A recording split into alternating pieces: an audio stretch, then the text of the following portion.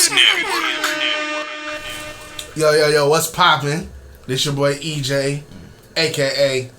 Mr. Sir Evangeline Joseph, Mr. 10 Feet. The one and only. The bully. The one that done, the one that did. You feel me? Talk about it, champ. Hey, I'm done popping my shit. You done? Yeah, that was... We ain't Mr. Stubby Fingers today? Not today. Maybe another day, bro. Alright, well, you know what I'm saying? It's the one and only Mr. Will Madden, Mr. Free Coast, the golden boy. I ain't the kid that did, but I'm the kid that'll do, you know. Hey, you better get him. You know what I mean? We got another very, very special guest in the building today. Hey, man. Say, man. He's an activist. You know, he's into cosplay. He's a photographer. Was a billionaire. Hey, man. You know what I mean? First millionaire on the show. Hey. Y'all flexing so Shout out to IRS. Tax is gonna be hard, bro. Darius motherfucking Prather. Clap it up, man. How you doing? Appreciate it. What's up? Glad to be here. Hey, man, we glad, bro. It took long enough. It really did. Right. Niggas was sick, you know what I'm saying? But it's all good, bro. I feel like you've been slotted 3 times. Had to get with his secretary, then had to get with my secretary. Bro, I'm trying to tell you. Agents was all conflicted. Look, Right. secretary, nah, nigga, that's CEO. Yeah. That is CEO. Yeah, tell it right. But where you from, bro? Originally from Manchester, Georgia. Okay. So like an hour from here. So hit Manchester Expressway all the way down, and it'll take you to that little bumfuck town. What brought you here? College, man. There's nothing else in Manchester. It's no jobs, no education. So you pretty much gotta get out of there unless you just want to work on the railroad or something like that. That nigga So, said the railroad. They ain't like, that's all we got. That one, yeah, I've heard about that. You, It must say, yeah, not for what I make though. nah, fuck that. Not for my bills. like I'm straight on that. Appreciate it though. I feel you. It's probably some hard ass work, and I like to work from the neck up, not the neck down. Right. Family man, bro.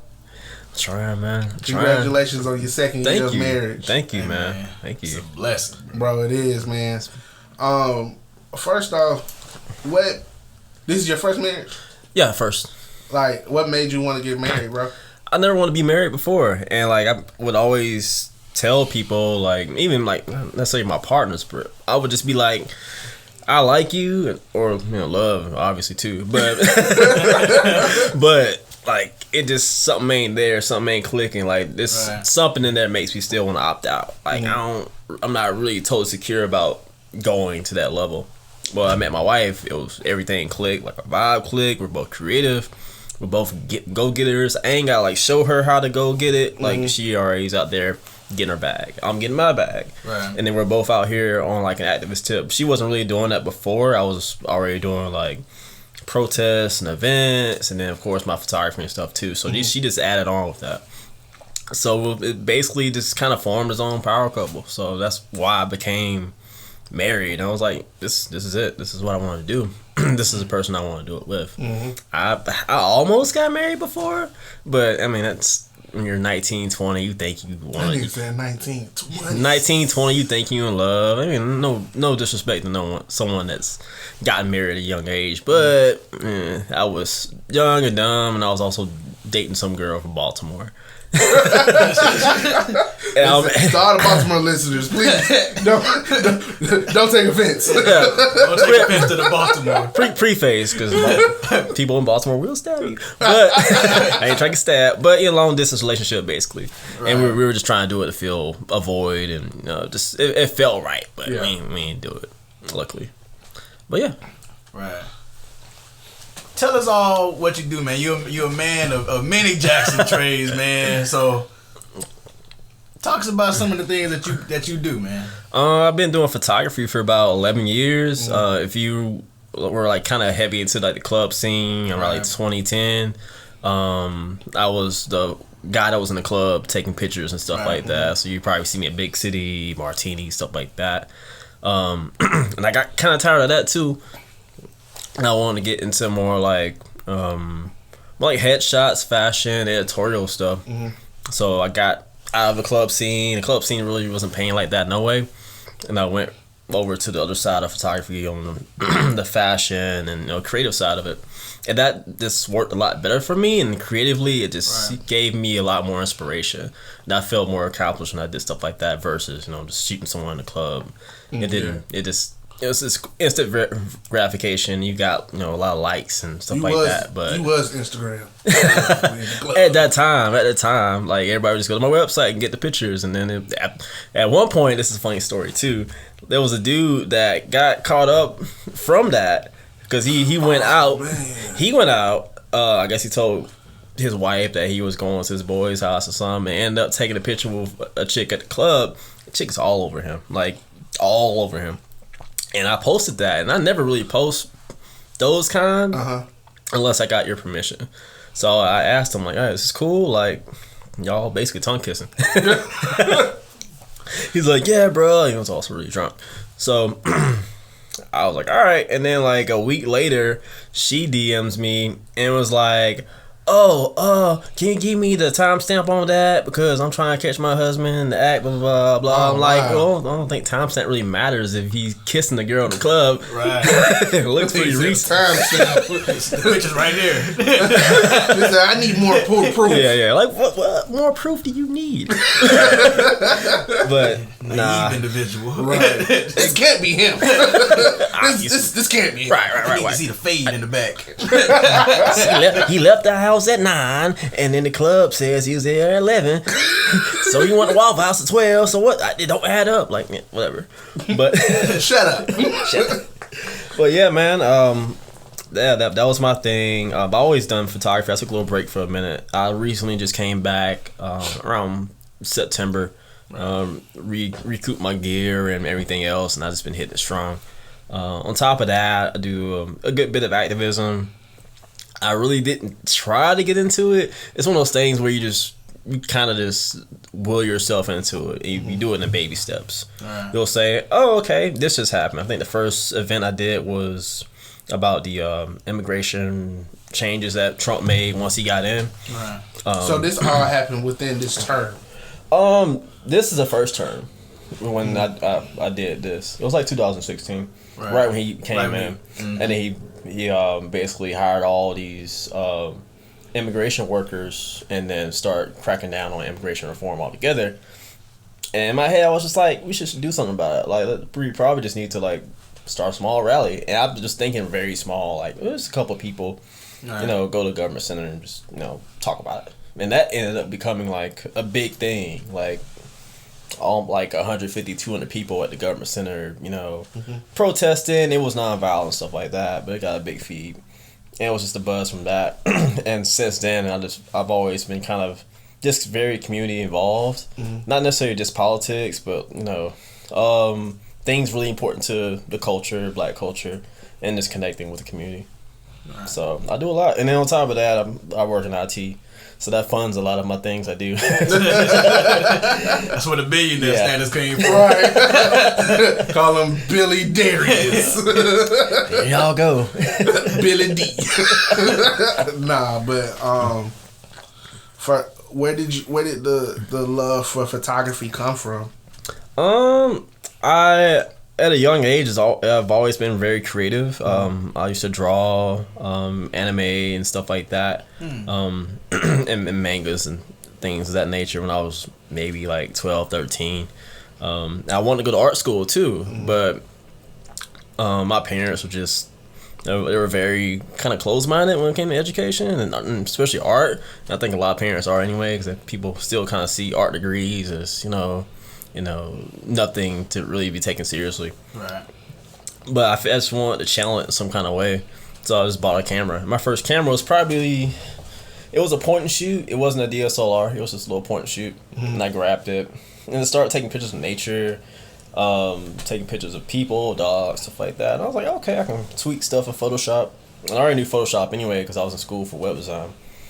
So I took that, and then I wanted to kind of also branch out and be a little bit more social, because I was still living in Manchester, but at the same time trying to get a little bit more accustomed to Columbus. So you was already kind of like almost grown when you picked up the camera. I was already grown. I was just kind of commuting back and forth from college. Right. So I was living in Manchester, and then going to school in Columbus, and then like some days I would just stay with a friend in Columbus. But I just got tired of doing that, and I wanted to find a way to kind of make more connections in Columbus, and that was the easy way to do it. Was just taking pictures, and I was going to certain like bar spots. I always take my camera everywhere, pretty much.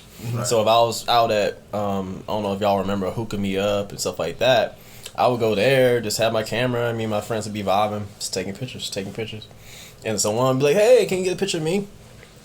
And I'm just casually taking pictures. It's not anything serious. But back in 2010, your little point and shoot looks like a high grade camera like that to everyone else. Mm-hmm. So people think you're a big deal, and I'm really just kind of chilling. So you mentioned point and shoot, and you mentioned DSLR. For someone for one of those young photographers that's out there trying to, get their footing on it, explain to the people exactly what those kind of cameras are. Like, what is a point and shoot, and what kind of camera should they be aiming to get for their first camera? Point and shoots are pretty much anything that doesn't have like an adjustable focus, adjustable lens to it. An iPhone can be a point and shoot. I know a lot of iPhone photographers that are killing it right now. Any kind of like little Nikon where you just can't. It can be like a little square Coolpix Nikon, right? Something Something like that. That's technically a point and shoot. You can still do a lot of a point and shoot if you're just starting off.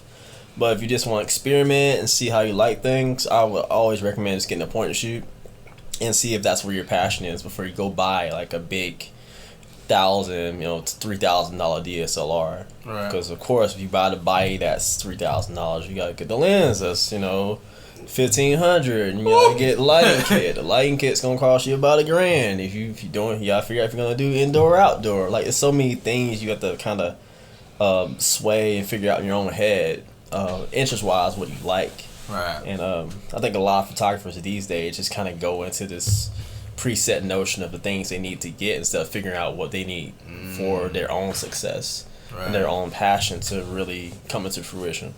They did some Googling, like, I need the DSLR. Shit, they going to spend a grip, and they're like, I don't even really like to do this. Right. Now you gotta sell your camera and all your gear because you bought it, and now you don't know what to do with it. And I know a lot of people that have really expensive cameras and still don't know how to like work certain settings. So some people are shooting on auto. The soundbite. Appreciate that, Gumbo. Similar for that. Do you remember the picture the photo or even like the picture? I know you said that you was drawing a lot of manga and stuff that inspired you, and you was like, you know what, I want to do this. Specifically, Dragon Ball Z, of course. Dragon Ball Z, Dragon Ball Z, Toonami. Toonami was my everything. I was already like a little nerdy little kid in Manchester. I had all these ambitions that no one in town had, of artistic visions and things I wanted to do that were kind of beyond what I was seeing. So first thing I did when I got home, turn on Toonami. It was gonna be on Gundam Wing, Sailor Moon, Dragon Ball Z. And a few other things.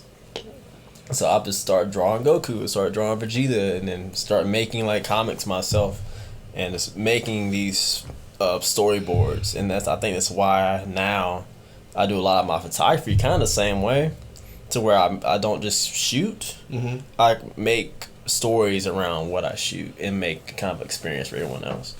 But the first thing, this was also a funny little story too.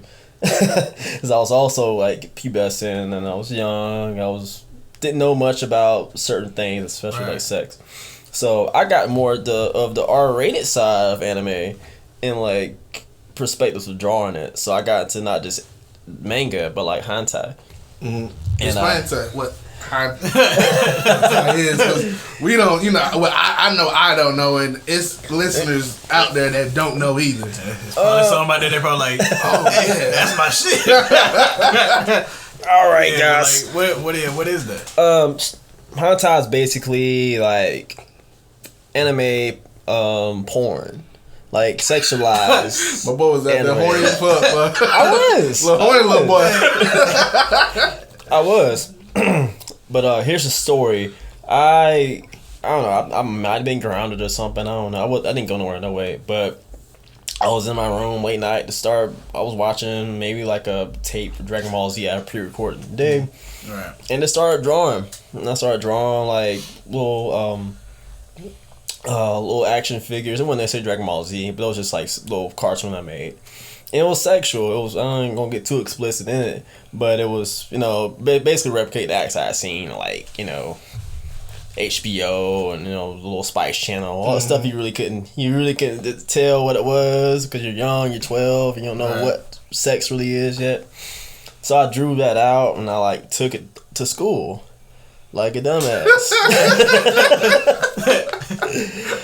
And then I take it to school. I show my homeboy. He's like, "Oh man, that's kind of cool, but why'd you bring it to school?" I was like, "Man, I just want to show you, bro. Like, it's cool, right? Like, yeah, but leave it at the house because people are gonna tell." I'm like, "Nah, man. I'm showing you, and then I'm just gonna put it in my little notebook and not say nothing else about it." That didn't happen. But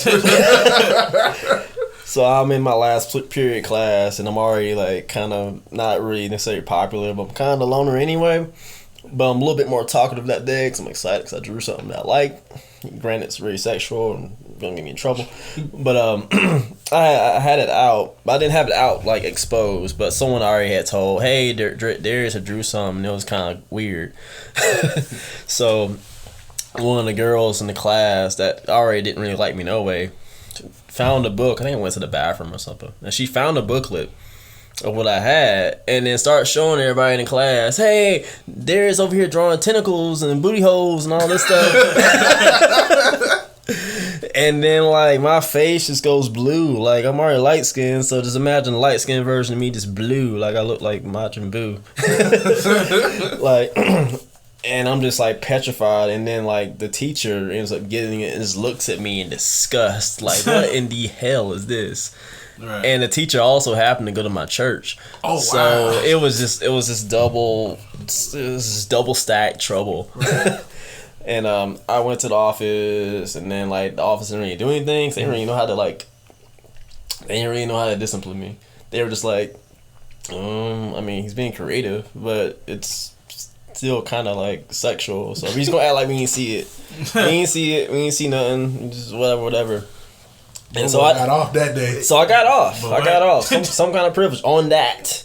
But she still went to my church, so she was like telling the pastor. Told his mom. Yeah. So then I just do the whole walk of shame home, and then I'm just like, "Oh my God, she's gonna tell my mama, she's gonna tell the church and all this other stuff."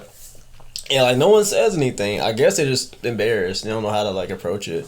Right. But so I didn't really get off. I just got some looks. Like so I went to church the next week, and people would just look at me like, Well, you know how them church folks is, boy. Yeah. Real job. That side eye some Sears and church, boy. Yeah, and they're like, "Oh, you just need to focus on your books. Just need to focus on your learning."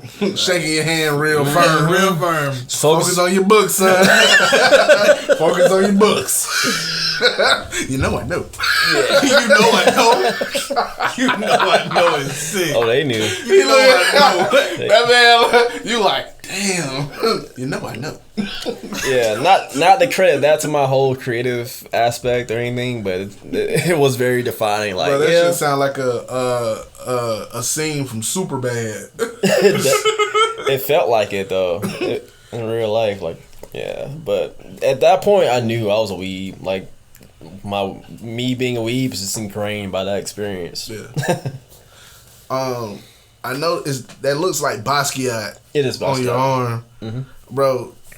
What does he mean to you? He's a visionary. I feel like I don't want to project necessarily, but He says what he means what he says. He always kind of goes in his own element, and he's not afraid to say what he needs to say. And I feel like that's a lot of what I represent too. Like I'm gonna creative, but I'm also not gonna just create what you want me to create. And I'm gonna create the way that I want to. And if you don't agree with that, then you're gonna eventually just gonna have to get used to, how I am as a person or how I am as a creative. He just he has his own issues too, and as we all do. But just a lot about his art just still speaks to me, and just how like kind of grunge it is, but it also still is very relevant today. I look at his art as being imperfectly perfect. Right. You know what I'm saying? Like a lot of his stuff, from my understanding, he messed up on a lot of stuff, but he couldn't afford to go get the canvas again, so he would like go over it. And like so, and because art appreciates, you know, and for it to sell like 6-7 figures today, is like nuts. Yeah. But I just had to bring it up, man, because I've never seen somebody have a tattoo of Basquiat, and I needed to know like your inspiration. Like, were you into Warhol as well? Oh yeah. I was definitely into Warhol. Warhol is more like pop art kind of style, and he eventually just his art style became a little more popularized than Basquiat. Basquiat got more popular after he died. Right. But he was always kind of Warhol's. Yeah. Like everybody else though. Yeah. Most artists do way better after they pass. And he was just kind of he was kind of his right hand man anyway.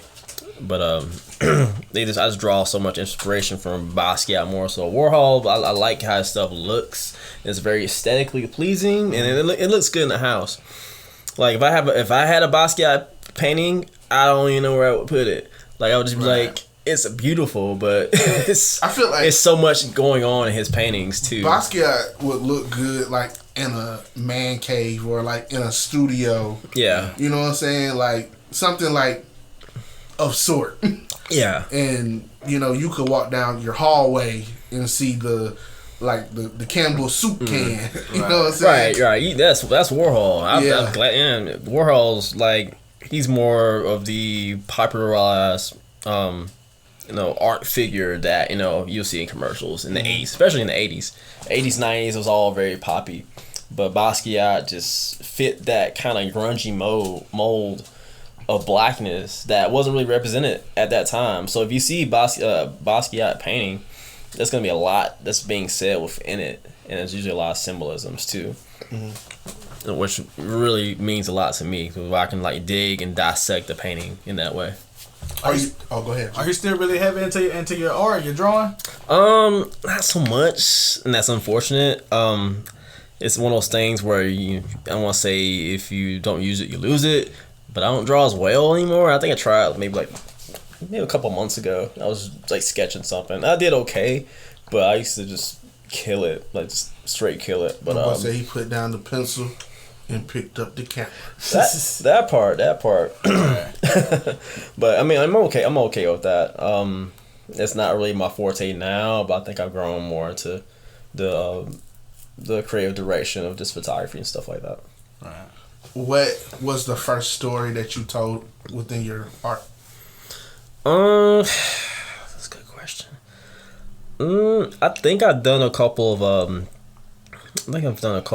of concepts in regards to like nature and climate change. I think I did one called the oil spill, and it was just to bring up just awareness of like pollution and like recycling and stuff like that. It was something really quick that I thought of, and I maybe did in like 2012. And I've selected like 4 people to kind of help me out with it. So it was a quick like statement piece. It wasn't too congested. It wasn't even like a whole storyboard like I would make now. It was like maybe 4 or 5 pictures, but it was all just based off of, hey, like take care of the earth, recycle, don't feed freaking ducks bread, like little stuff like that. How hard is it for you to just continue to be exactly who it is that you want to be as a photographer, as photography is still art, so as an artist, just being exactly who it is that you want to be and not conform to maybe what's popular in the culture of photography, and it just kind of fall into that? That's a very good question, because I struggle with that daily, because some things get a little bit more press and a little bit more attention than others. Right. It's really easy to be kind of a popular photographer. So all you have to do is just do what other people want you to do. Just putting out content that might just get you might get 500 likes from it, but how are you gonna feel about it?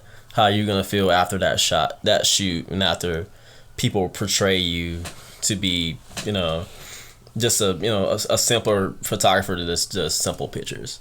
Right. Like I like for people to have after a shoot, especially, like a feeling of, all right, that wasn't just a photo shoot, that was an experience. Just like my last shoot I did, the Afro Black one, like we planned that for about 2 months. Right. And then it's not just us going in the field and just taking pictures or just meeting someone randomly that we didn't plan. Like the makeup artist was taken care of. Like it's basically like a business meeting. Like there's donuts there. You get you a coffee. We're in a room about twice the size of this. Everybody's got their own space to get dressed and get their makeup on, and then we just talk about the concepts and what everyone's wearing, and it's making everything fluid. And photography is kind of missing that. Like everything doesn't have to be, just because everything's kind of like very I want to say fast food culture as far as art goes. Right. You don't really have to do that with photography and visual arts. You can still take your time, pace yourself, and also make people feel like what you're doing, what time that you're taking out is being valued. Right. Yeah. So it's easy to get caught up in what everyone else wants you to be as a creative, but I get way more inspiration just kind of not really caring about that. Caring to an extent, but I do care about my marketing. I care about my visuals. Anything I put out, I'm gonna feel 100% confident. All right, this is the work of art that I put out, and I feel like it can't be matched by anyone else. And if anyone else thinks otherwise, that's on them. God bless, but I'm gonna keep doing what I'm doing. How did when you had that photo shoot, was that all your was that your entire vision, or was that your vision shared with the other models? It was a shared vision. It was my concept initially, and instead of finding models that could just put on some trendy clothes, I found individuals that some that actually were models too, but individuals that kind of fit that aesthetic. Like my wife, she's black, goth, aesthetic, punk, whatever the heck that is. She has a new term for how she dresses every other day. So she's that, and we had like a kawaii black girl there. She's kind of like has a little bit more of the Japanese style to her, and then everyone else just had their own aesthetic. It looked like a band, bro, like an '80s band. Right. That's why I said it looked like Justin looked like he was a part of the revolution. Right. So yeah, it's the main thing that made it so awesome is that all these people were just like this anyway. This is what they would normally do and dress, and we didn't really take away anything. We just kind of shine a light on the black community, and then there's different types of blackness, especially in this town. In Columbus especially, you just see usually just two sides of blackness. You'll see the hood side, and then you'll see the prep side. And then a lot of people don't really see like the middle ground, or the nerd side, or just the hip hop heads, and all these different cultures that we do have in Columbus. And those things are just not brought up. So my job in that case was to say, all right, hey, there's a little bit more here than what meets the eye. Let's bring that out to you, and let's do it in kind of a classy, tasteful way to just catch everyone's eye for the holidays. That's hard because, and another thing too, man. You with I think the tall guy Kawhi. I think. That's his name. Corey. Corey. Yeah. Corey. He's gonna kill me because knowing that man for a while. But you know, having Corey and having Blue, they're like representing not only the black side but the gay side as well. Right. You know, and I feel like that was really dope too, because you don't have, like, of course, off camera or off record, you know, everybody gets along, everybody fuck with each other, everybody network with each other and everything like that. But you know, on record and on camera or whatever, like us as being straight men, you know, it's not too many of us like really mingling and pause, by the way. You're good. But really mingling and showing like, yo, we sticking together and we're you know, empowering each other. Like, it's okay. Right. You know, I fuck with you because of who you are, not because of what you are. Right. And that kind of ends up being part of the message too. I mean, I fuck with a little bit of everybody. Like, you know, you don't really gotta be gay, straight, whatever. I don't give a fuck. As long as you're cool, I'll fuck with you. But yeah, a lot of the message, especially in the black community, and I've even heard it before. Oh, why are you shooting all these gay people? Like, they cool, they're aesthetic, they gonna make some fire ass pictures. Yep. Like, why not? why not, you know, embrace it and embrace that, you know, level of change. And they did so fucking good, man. And even looking at the B-roll, just see how easily they vibed. Yeah, and it just felt like a fluid movement of just, you know, bodies. Right. They're just doing their thing, and then I was just shooting away. But, is there a lot of pushback for your art style? And like you said, you've heard, you know, why are you shooting so many people who are gay and things like that? Is there a lot of pushback with your art? Not so much now. Definitely when I was doing the club side of photography and transitioning over to just doing more portraits, right? And fashion, stuff like that, I would then hear a little bit of pushback, like, oh well, why are you not shooting the club as much? You're shooting all these gay people now. And I'm like, I don't really ever know how to respond to that. Like, one, like, I'm making some fire art and y'all just want a picture for, you know, the 5 seconds that you're in the club. Right. Like, that's not the gratification I want. And these people are good people. So why knock that? And I've always kind of had that mindset anyway. There's nothing that, you know, has changed there. I've always been pretty open-minded and very accepting of people in that regard. So I just kind of stare at people when they say stupid shit like that. Yeah. What does Foto Logik mean? My nickname used to be Logik. Way back in the day when I used to kind of rap. Logik before Logik. Fuck you, man. Who is that? Before Bobby Tarantino. Right. Shout out to that man. Yeah. But yeah, I used to kind of rap a little bit for a friend of mine in town a long time ago. And my name was Logik at the time. So I just kind of kept that moniker. And I didn't use it for rap anymore. I was just like, yeah, I still go by nickname. Some people still call me that. So I'm going to use that and just do the Logik photos. It went from just Logik photos, and now it's just Foto Logik. So I think the Foto Logik transition more so was me becoming less of a club photographer and then more of a, you know, fashion lifestyle photographer. And that's just kind of a rebranding. It's like, you know, Young Jeezy to just Jeezy. Right. He's shooting his 444. As far as like, would you consider like your style street art?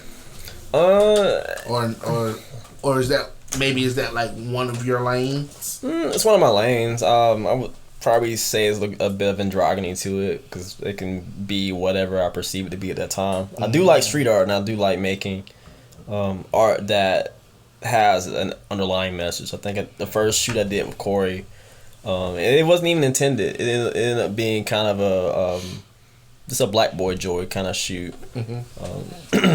And that's a lot that's kind of what happens with a lot of my shoots anyway. They just become something more than what was anticipated. Like, I'll just be like, hey, let's go shoot, and then I'll get a whole bunch of visuals, and I'll, like, in this particular shot, I got like a shot of him actually falling.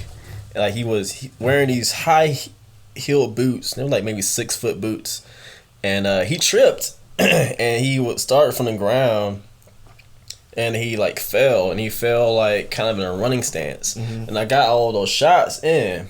So what I did is I took I think 5 or 6 of those shots, and I cloned them, and I made it look like he was running and like coming up out of his shell. Like if you see the picture, it looks like he's trying to get up and run and get out. And it ended up being a really good shot once it was all compressed. So I think a lot of what I do as an artist is just kind of creating the vision afterwards, and is coming in with a general thought of what I want it to be. I think that's why a lot of my visuals end up becoming a little bit more popular than what I believe that it would be, initially.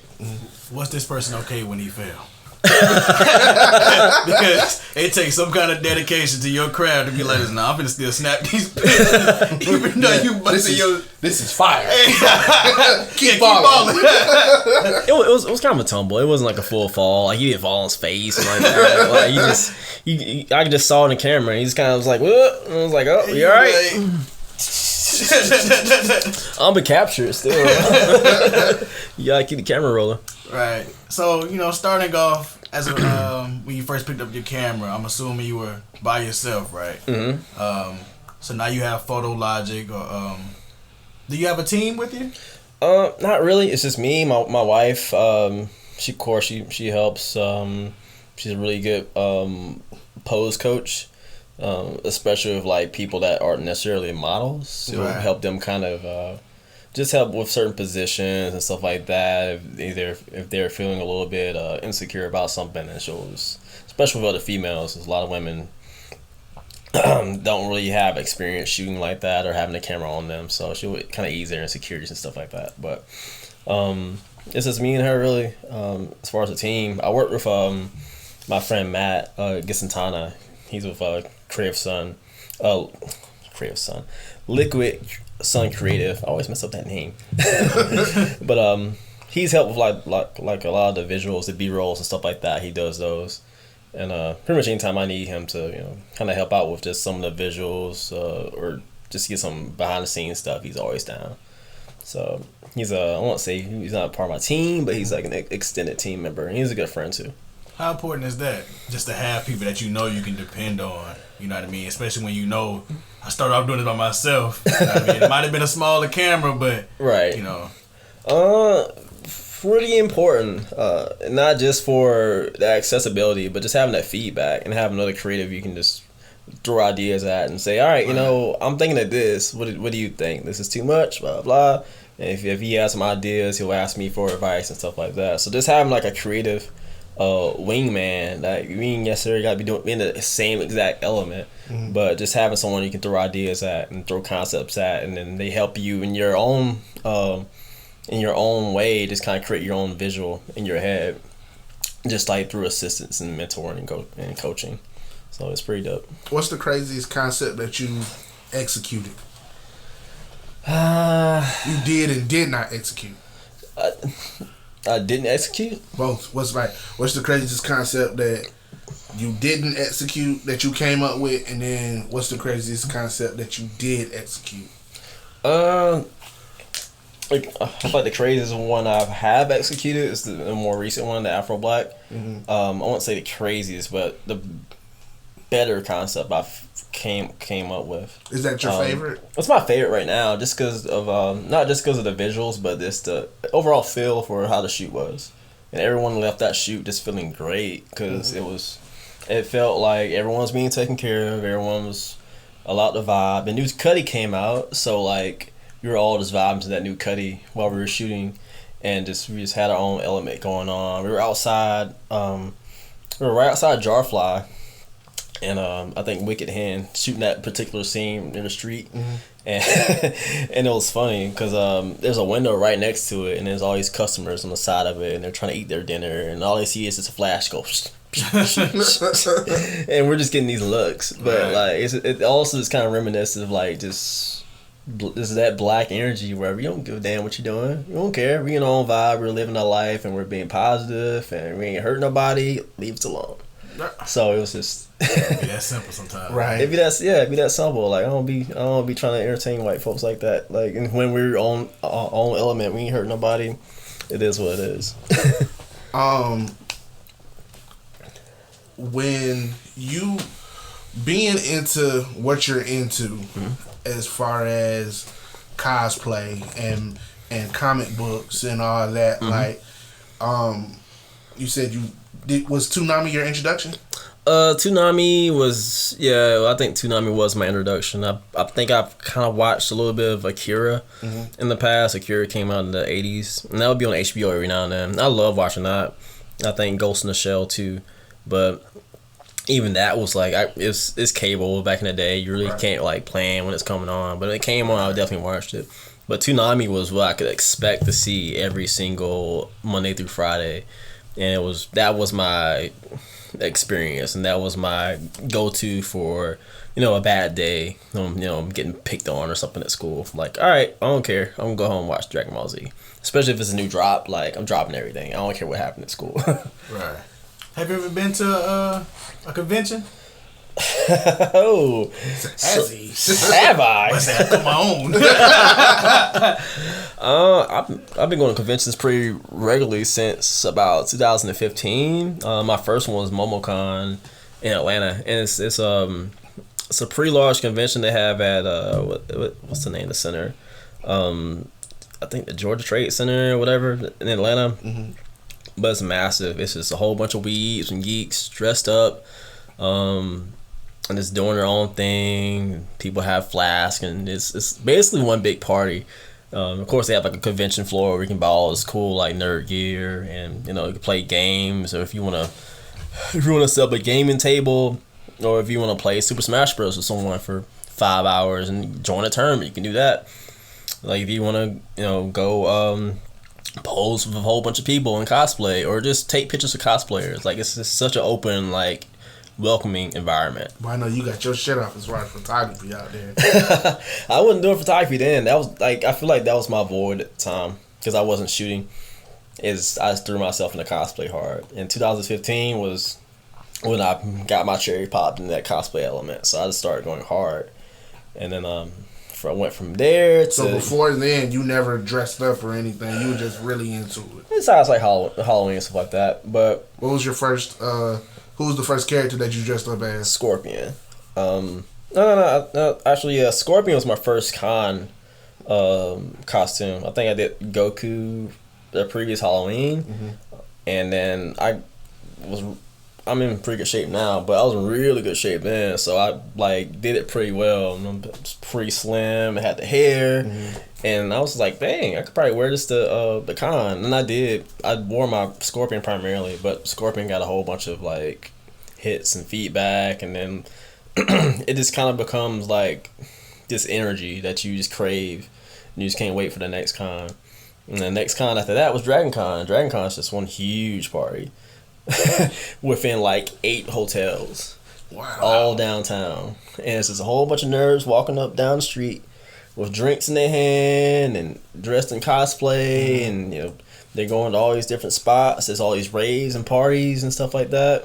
Like, it's a legendary experience. See, me being me and me being ignorant, like when I see you and your wife dress up, like in my head, I'm like, of course, like because it seems like you guys dress up often, so it's like, where are y'all? Are y'all like going places like this, or y'all just dress? Because and then you come across like just some like trendy cosplay, like like I said, like, or do you just dress up and get real fly? Because the shit be looking bomb as fuck, and just stay at the crib and take pictures. What exactly do you do on times that you don't have a con to go to? Like, do you? Since it's been like the whole coronavirus and stuff like that's been going on, it's like I've been cosplaying a little bit less. I will like recycle of cosplay and maybe like wear like, you know, I think the last thing I did was I was doing like a work from home thing, and I like was in cosplay in my Scorpion, and I had my computer out and I was just typing like, you know, like this Scorpion working from home, and it had like the Mortal Kombat thing behind me, and I made it look like I was in like a Mortal Kombat office. So I just kind of made it something, but I do the best with what I got for sure. I'm not as into it as I have been, just because of coronavirus, and you can't really get as much into the culture. And I got into cosplay culture through cons, so it's just different when you can't go to one. So my wife she'll still shoot pretty religiously, just little mini cosplay shoot in her room. Or something like that, just for the aesthetics and stuff like that, or just to keep the feedback up on her cosplay page. But right now it's been kind of light, so I feel like that's also a reason I dove back into photography, because I know I can control that. I can't control when the con's gonna start back, but I know I can control this art form that, you know, is photography. How has the pandemic affected your photography? Has it slowed anything down any? I feel like it probably does in a sense. I don't think it's directly slowed it down, but it's a little bit harder to get a lot of people to come out for any particular shoot, especially anything indoors. Right. Because anything indoors is gonna be a conflict to get in the space for the place you're trying to shoot. Just hypothetically saying, if you're trying to shoot inside a gallery hall that, you know, a lot of photographers shoot in. With COVID, a lot of people don't want you to shoot in there just due to certain regulations and stuff like that. So you're basically just limited to outdoor shoots, or if you have your own studio. And then some people still probably don't want to shoot in your studio because of COVID. So, but I mean, I don't really do too much in studio stuff anyway. I don't think it's affected me too much, but there probably has been a limitation in demand with photography with everything going on, which is pretty much the case with anyone in any creative field right now. Right. With you all having kids, do they see y'all and want to be just like y'all into cosplay and stuff? I feel like, well, at least my son, I feel like he sees it, he thinks it's cool, but I don't think he's fully grasped like what I do in that aspect. Like he'll see him like, oh yeah, my dad's Spider-Man or my dad's Scorpion or something like that. But like I don't think he's at the age where he's just being as perceptive as saying I want to be exactly like that when I grow up. But I think he's definitely watching me. So I'm very careful about just presentation and not being negative about certain things, like as far as creativity. So if he's into something that, you know, in my brain, like if he's playing Minecraft and he's like, oh, I want to make these when I get a little bit older, like, yeah, sure, do that. And not be like, oh, well, you know, we're doing that. I think you should go be an architect, or just pushing my dreams on him. I just kind of just guide him in the way that he wants to go. Growing up, did you kind of have that creative freedom just as a child? That support. Right. I know how the drawing went. That might have limited it a little bit. You heard that one. I think I had support, but I don't really think my mom really knew how to deal with what I wanted necessarily. Like I knew she thought I was creative, and I don't think she knew how to channel that into what she saw as a career. Like pretty much everybody in that town worked in like a factory job, or they were a nurse, or they did something like teaching, something like that. Yeah, like a career, like yeah, job. Yeah, so it wasn't that I didn't have support. They just didn't know what that looked like at the time. Especially in the 90s, like you really don't hear about too many black creators or black animators and game developers and stuff like that. You just hear about, oh, okay, well, so and so works at the Kia plant, or so and so works at the school or something like that. Not knocking those places, but it's just especially in the black community, you're kind of just told to either go to school or just get a regular job. Right. Yeah, instead of like pursuing something in school that can make you a lot of money, but it's going to take you a while to kind of figure out the reins of things. What was being an entrepreneur something that you always wanted to be? Nah, I still don't really consider myself that. I mean, I own Photo Logic, but I'm still very much a 9 to 5 guy. Mm-hmm. My full-time job is gonna pay for most of what I like to do. So cosplay, photography. I make a nice little penny on photography, but it's not gonna pay any substantial bills. Like it'll pay some utilities, stuff like that. But that's also part of the appeal for me as a photographer, to have like a very centered creative element, is to not really just be subjected to shooting anything just to make some money. Mm-hmm. So if I can just create a concept that I think is dope, and then other people will also resonate with, and I know I'll get residual customers that will also be like, "Dang, that was dope. Let's make something like that." If I feel like it's something I want to make with them, then I can pick and choose if I want to do that. If I feel like it's basic, then I'm like, I don't know. Well, I don't think I want to make it, but go holler at someone. So, and I just have a lot more creative freedom because I have a 9 to 5 that will pay for everything else. And I don't really just have to be the photographer that's shooting everything, just Trying to get all the work that you can. Right. I'm done being a starving artist. Your 9 to 5 is your leverage. Yeah, being a starving artist it helps you learn, it helps you grow, and I was definitely that in the 2010s for sure. Like I was using photography to pay my rent, but I really wasn't being able to just grow as an artist. I was, growing financially a little bit more, but I wasn't able to grow as an artist. Mm-hmm. So now I can grow more as an artist and also make my own bag too, and focus on other bags. How hard is it to push paying customers away to other photographers? Like, I could make this easy money, but because I don't want to water down, my brand or exactly what I want to shoot, I'm gonna pass you on off. How hard is that? It's become easier because a lot of those people already see my work and they're like, dang, he's expensive. So like off top, like if the average person will probably come to my page and be like I like his work, and then I might be like, all right, well, you want to shoot? And they're like, oh no, you're too expensive. Hey, you ain't seen my price sheet, but just just basing it off of like projection and what I have up. It's not hard for me at all. I don't like doing it necessarily, but if I feel like what they're trying to shoot is just, I don't want to say under me, but if it's something I feel like isn't gonna benefit me to put out there, or if it's just not wholesome enough in a way that I feel like is creatively unique, and I'll just be like, I won't really do that. You know what you want, right? Out of something, so you're not gonna compromise yourself or your art to, appease or satisfy a customer or whatever, if they even that.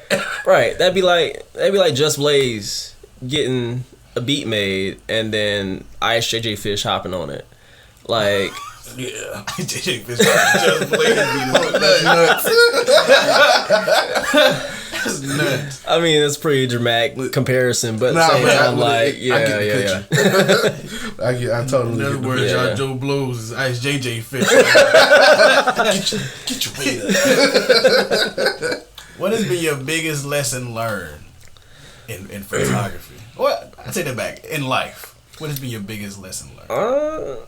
I'll always stay unique to self, but at the same time, don't shun change. So I'll always kind of keep like a straight and narrow on what you want to be and what you want to do to grow, but also be receptive to changing certain things that you do. Because sometimes I'll be in my creative element and I'll just be trying to knock something out, and then someone will give me a suggestion like, hey, have you tried this? And just me being stubborn and like just being kind of tenured to photography, I'd be like, well, have you checked this? Have you checked that? Like, what makes you say that? Like, I just have grown my perspective a little bit more to listening to other people, but also kind of keeping my creative integrity too, and just giving people the same valuable input that they give me. and then respecting it. I feel like I've been a lot more stubborn in the past, and I've let some of that go just by trying to not just build relationships for my own benefit, but also building relationships so I can learn and then help other people too, without also expecting something back. All right. Yeah. How does Darius value himself? Darius is a pretty confident man. But I feel like I've grown a lot. I won't say I'm a jack of all trades, but I'm good at a lot of stuff. And I just find a way to make things happen in my own element, no matter what it is. So if it's something that if I'm passionate about it, and if I put any energy towards it, it's gonna be successful.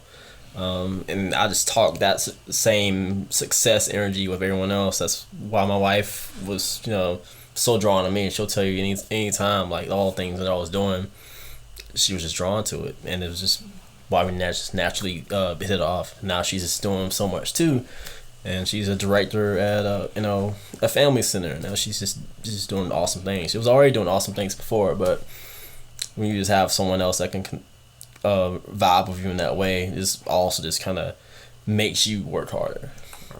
So I feel like I've worked my ass off to get where I am now, and I definitely value the sense of self I have now. And like I said, anything I talk about, I will talk about it and put it into fruition, and it will be successful. And I tell anyone else that, like, hey, if you got a goal, like, write it out, put it out there in the universe some kind of way, so you have some accountability for it. A lot of times what I'll do is I'll just say, hey, I want to create an event. I'll just create an event on Facebook and invite 5 people. I've already invited 5 people, so I can't dig out now. Oh, so you put the pressure on yourself to do it. Yeah, so I'll put pressure on myself. So I feel like if I have other people that are saying, hey, what about this? Hey, what about this? Hey, are you still doing this? It makes me want to do it more, and it holds myself accountable. So a lot of times I will back out of stuff too if I don't have any pressure put on me, or if I don't put pressure on myself quickly. But I've learned that's kind of my mechanism. If I've put something out there in the universe, and then other people also see what I'm trying to do. Once I see that other people are noticing that, then I'll be like, all right, I gotta do more. I gotta start working on it. Just like the art show I'm about to do here soon. This is the same vibe. This is the same exact thing. It came a thought in my head, like, oh, well, that was an MLK thing last year, and it wasn't very good, so I should probably do my own. And now we got everything booked. We got a bunch of artists, and it's kind of just flowing the same way. How does that new photographer go about pricing his or her work? Because a lot of times, you mentioned you said the term starving artists. A lot of times end up devaluing themselves, working for very, very cheap, little to nothing. Right. And a lot of times, I feel like it could be a good way to get your name out there, the exposure. But on the flip side, what you do is now you become that budget whatever. Yeah. You know what I mean? It's hard to break away from that once you've already got a clientele saying, I do $5 shoots. Oh my God. You know what I mean? It's hard to break out of that. And yes. Like, nah, I'm or not just any creative at that. Yeah, you know what I'm creative. saying? Like, you could be a producer and charging $50 per beat, but your beats sound just as good as Metro. You know what I'm saying? Yeah. Like, so, yeah. So I think of it kind of like in a fucked up way, kind of like gentrification. Like how white people will go into these black neighborhoods and then they'll buy up all the fucking property, and people might already be living there, and what they'll do is they'll remodel the fucking houses and they'll make everything be a little bit nicer. And then what they do, jack shit up. So you'll go from paying $800 a month for rent to $1,100.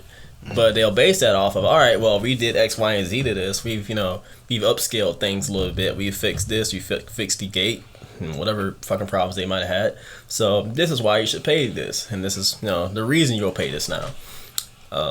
So in a creative field, if you want to go from being a budget photographer that is doing $50 shoots, project photographer, to a photographer that's charging $300 just for headshots, Like, you gotta be given experience. You gotta make people feel connected to your work, and you gotta have work that is gonna be visually comparative to, you know, editorial work you see in magazines and all these other things.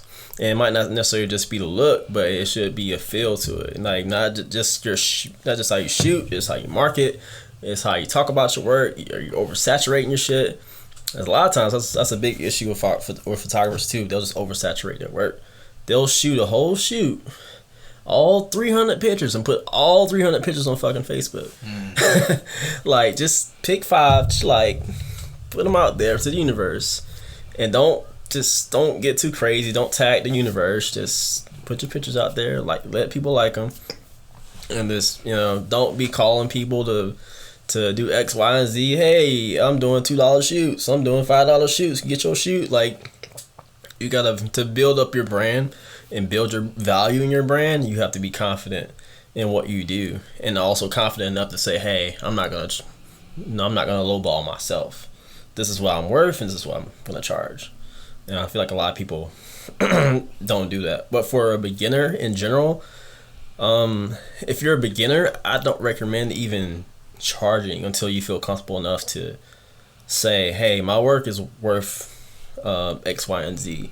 And if you can't at least charge $180 to $200 off top, then you probably don't need to be shooting yet, like, professionally on, like, a paid market. Like, you just need to kind of keep practicing on your craft, learn some new stuff, and just, you know, maybe do some TFPs and stuff like that until you get within your element, and then say, all right, well, I think I got what I need to start monetizing off this.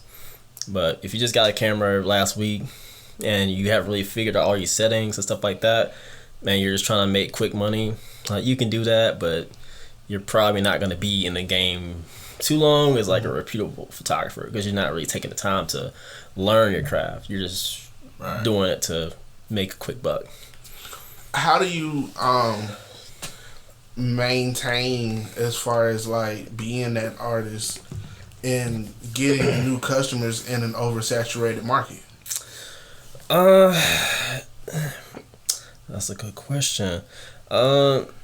It's all gonna come down to a lot of things, and like I said before, with me already having, like, the 9-to-5, like, I put a lot of my marketing out there in a certain way to kind of build a presence and build an audience.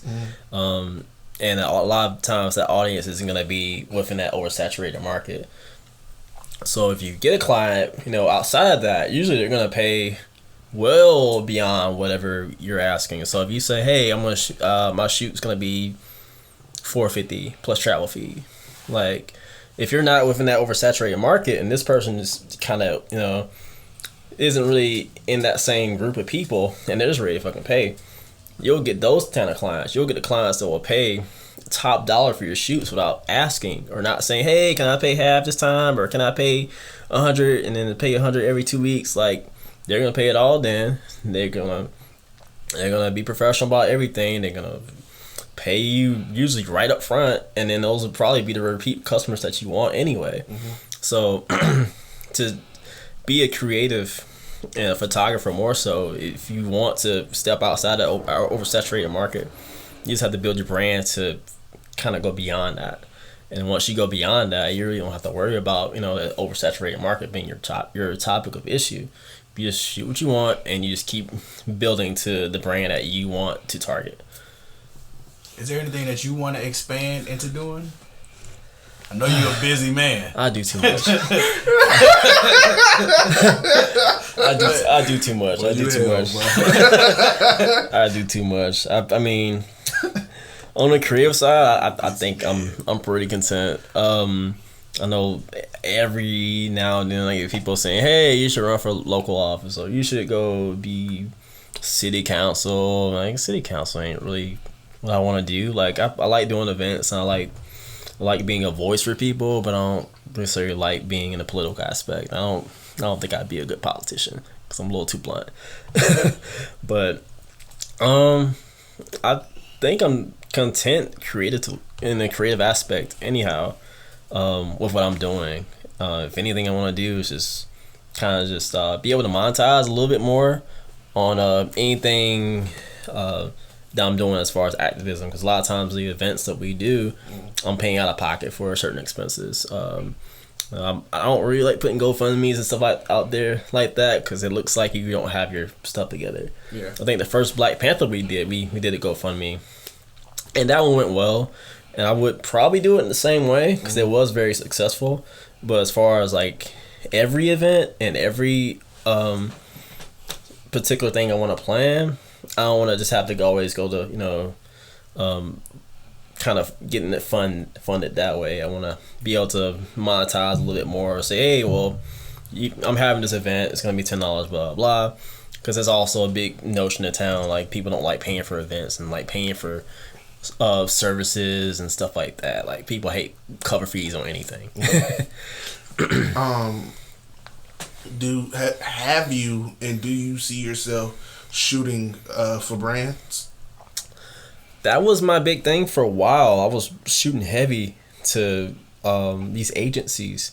Like I think one day I was just going on Google and just searching for all these local agencies in Atlanta, and I was just like, hey, let me call them up and see if they need a photographer. And it doesn't work like that. I mean, you can eventually get on through like a particular agency. A lot of times those agencies are going to be either in New York or Cali or somewhere like that. Every now and then you find one in Atlanta, but they're very selective about who they work with, and I just kind of got away from trying to connect to like these agencies of magazines and film and stuff like that.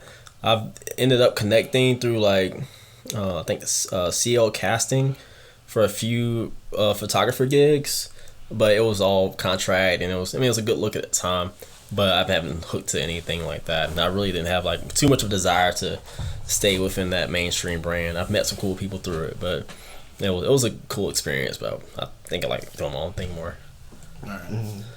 How important is it to not stretch yourself too thin, especially when you just getting started? I am the king of stretching himself too thin. I say that now. Like I got one kid in there, I got two at the house, I got a wife over here like, feed me, and I'm over here like shooting, like, all right, I'm gonna be done in a few minutes. Like, that's my life all the time. I'm a Virgo anyhow, and we thrive in pressure, and we thrive in these environments where there's 10 things going on, but we don't look at it as pressure though. Yeah. We don't look at it as pressure. Like other people may look at it as pressure, and sometimes you may feel the heat. And I'm a Virgo too. I figured. You heard the air. Yeah. It's like I too. Exuding from his I too, Black King. God. Nah, but yeah, man, you absolutely right. You stretch yourself extremely too thin and don't give a fuck about much. Yeah. Just especially when it comes to family. Like even this last weekend, moving all by myself, pregnant wife. And at this point, I'm just like, oh my god, I'm tired. I can't stop moving nothing because nothing's done at the house. If the house is a mess, I'm not gonna want to do anything else. I don't want to chill. I want to sit down. I don't want to do nothing but just smoke a cigar, have a beer, and do what I need to do to get the task done. So stretching yourself thin sometimes is a good thing, but of course, make sure you're not doing it so much to where your health is in jeopardy or anything like that. But definitely work, definitely grind, study your craft, know your craft. Like you can ask me photography specs all day, and I'll just be right there with it. As soon as I saw this camera, I was like, oh, 60D? Yeah, what kind of lens is that? Macro lens? Yeah, all day. And I'll talk specs to you all day. Just because to really be an artist and really be into what it is that you do, you have to like take your time, study, and just let it all process. And it just at a certain point, it just becomes you, and it becomes who you are. I was very quiet during that lens talk over there when him didn't want to sound too ignorant. He didn't say anything. Send the text over here. Just checks the noise. Let me check Instagram real quick. It's not my lane. You could have talked about the mic. I've been like, cool looking mic. I don't know. How do you incorporate music through your work? Or do you incorporate music through your work? I know you said earlier you had the new Cuddy playing. And he used to be a rapper. Yeah. I'll definitely have a concept in mind. Cause I think the last shoot I did that had a heavy music influence. It was with my friend Terrence, and we basically did it almost like a Constantine kind of shoot. It's my profile picture on my actual Foto Logik page, but I think we were listening to Saul Williams and his I think his last album, and we're just listening to that and then playing it during the shoot. So while I was playing it, I just kind of had these visuals for how I wanted the images to eventually look post edit, and then everything just kind of just flowed perfectly. Like probably not the best images I've ever shot, but like it felt like it's exactly what it was supposed to be at that time. Like his energy's on point. He already is a very androgynous kind of guy. He can pull off any look. So using music like during the shoot, post edit, like it helps me so much. Just draw inspiration and just figure out like how I want to scale things up. If I don't have a particular like mapping of how I want to shoot it or how I want the images to look post, then I'll listen to Saul Williams. I'll listen to some Little Dragon. I'll listen to some Tame Impala, something like that, or maybe some XXX, or just depending on what the energy is in that shoot. Right. And it'll just kind of help me just kind of visualize it and then make it into a visual that feels right for me. All right. Before, it sounded like you were finna go into the closing. But what are 3 things you can't live without? Things I can't live without. Be smart, brother. Or you got kids. Jesus. What's 5 things? that didn't come to you or Jesus. Making this tough. The things that are not attached to me personally, art in any forms, music, and dang, this last one's hard. I'd say love. Love in all aspects, even the negative forms of it. Love within negative experiences that teaches you things. Like we all grow from that. It was love at one point, and you fell off, and you went in your own places. But that is a very defining thing as a person that makes us eventually who we are, who we want to be. Because we've all been in situations where you've dated someone, it didn't work out, but you learned something from it. So, and that's kind of a big, I won't say a big part of who I am, but just a big part of why I married the woman I did, and why I kind of went into some of the creative aspects I have. Is just kind of just loving what I do, and then loving other people, but then things not working out, and then learning more about myself through it. So yeah, art, music, and love. For sure. But we gotta get both of y'all on this show, cause this was a great ass episode. Man, can we just clap it up for Black Love? Black Love, man. Shout out to Lita. Clap it up for Black Love, man. And self-love, too, man. Yes, Self-love for real, bro.